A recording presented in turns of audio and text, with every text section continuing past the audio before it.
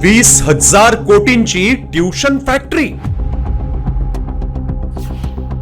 कोचिंगचा गोरख धंदा, पालकांची लूट, कॉलेजचं साटलोट, विद्यार्थ्यांच्या भवितव्याशी खेळ. नीट पेपर फुटी प्रकरणात कोचिंग क्लासेस चालवणारे बडे मासे गळाला लागल्यानं आता ट्युशन फॅक्टरी चांगलीच चर्चेत आली. IIT, JEE, नीट सारख्या स्पर्धा परीक्षेत 100% यशाची हमी देणारे ट्युशन क्लासेस गल्लोगल्ली पाहायला मिळत आहेत. त्यामुळे देशभरात ट्युशन फॅक्टरीची उलाढाल तब्बल 20,000 कोटींवर पोहोचली आहे. मात्र दुसरीकडे विद्यार्थ्यांचा महाविद्यालयात नावापुरता प्रवेश असतो.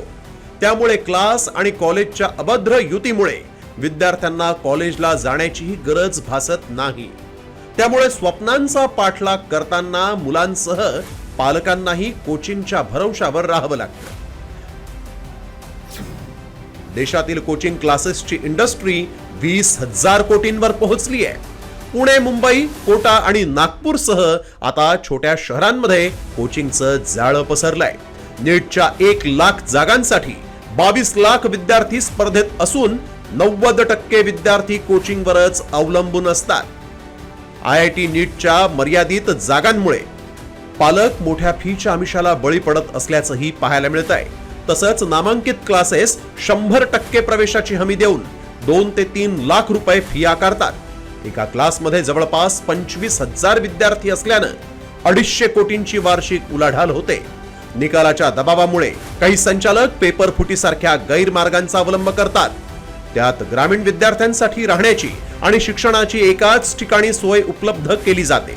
त्यामुळे अवाढव्य फी आकारणंही शक्य होतं. मात्र लाखो रुपये खर्चूनही JEE मध्ये 77% विद्यार्थ्यांना 50% कमी गुण मिळतात. तर नीटच्या परीक्षेत 88,000 जागांसाठी पात्र ठरणाऱ्यांचं प्रमाण केवळ 5% इतकं आहे. क्लासेसच्या नावावर म्हणजे एक भ्रम फैलावर राहिले की बा क्लासेसशिवाय तुम्ही नोकरी लागूच शकत नाही आणि लाखांना फीज हे करायला. आता एका क्लासची फी म्हणलं साधा क्लास 50,000 ते 60,000 आहे. राज्यसेवेचा म्हणलं, ग्रुप बीचा म्हणलं तर 30 ते 40,000. म्हणजे फीजच्या नावावर हे विद्यार्थ्याला लुटू राहिले आणि त्यांना स्वप्न विकू राहिले.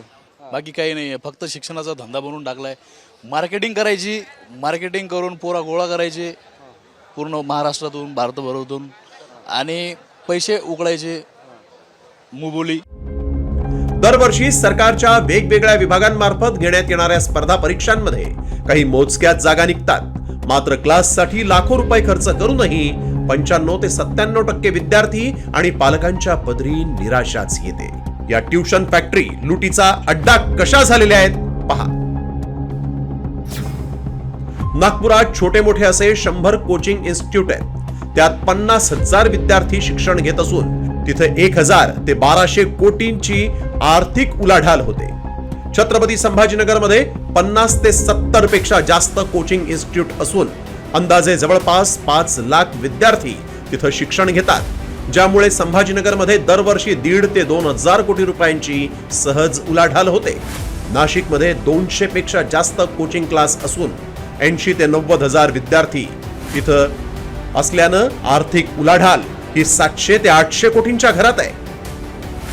दरम्यान नीट पेपर फुटीमुळे कोचिंग क्लासची बदनामी होत असल्यानं गैरप्रकार करणाऱ्या इन्स्टिट्यूट्स चालकांवर आता कारवाई करण्याची गरज कोचिंग इन्स्टिट्यूट असोसिएशननं व्यक्त केलेली आहे. याची चौकशी हायेस्ट अथॉरिटी किंवा हायेस्ट बॉडीकडनं व्हायला पाहिजे, CBI सारख्या. त्याच्यामध्ये जे लोक आढळतील, खास करून जी इन्स्टिट्यूट आढळेल, त्या इन्स्टिट्यूट सरावलेल्या आहेत असं माझं म्हणणं आहे. जी इन्स्टिट्यूट आढळेल अशा इन्स्टिट्यूटला 5 वर्षापर्यंत या प्रोफेशनमध्ये कामच करता येणार नाही. एज्युकेशनमध्ये असं काहीतरी स्ट्रिक्ट करण्यात यावं. आताची एज्युकेशन सिस्टीम त्याच्यावर खूप मंथन करण्याची आवश्यकता आहे आणि पूर्ण सिस्टीमला पुन्हा रिस्ट्रक्चर करण्याची आवश्यकता मला असं वाटते. खरं तर शेतकरी आणि नोकरदारांची मुलं मोठी स्वप्न घेऊन कोचिंगसाठी शहरात येतात. पालक कर्ज काढून, शेती विकून या क्लासेसचे पैसे भरतात. मात्र अतिपैशांच्या हव्यासापोटी कोचिंग क्लासेसचे मालक जे आहेत त्यांनी मोठी लूट सुरू केली आहे. दुसरीकडे स्वप्नभंग झालेली तरुण पिढी आत्महत्येसारखं टोकाचं पाऊल उचलतीये.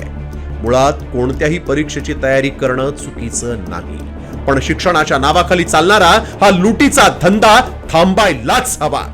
सरकारनं वेळीच 20,000 कोटींच्या या अनियंत्रित काळ्या बाजारावर चाप लावायलाच पाहिजे.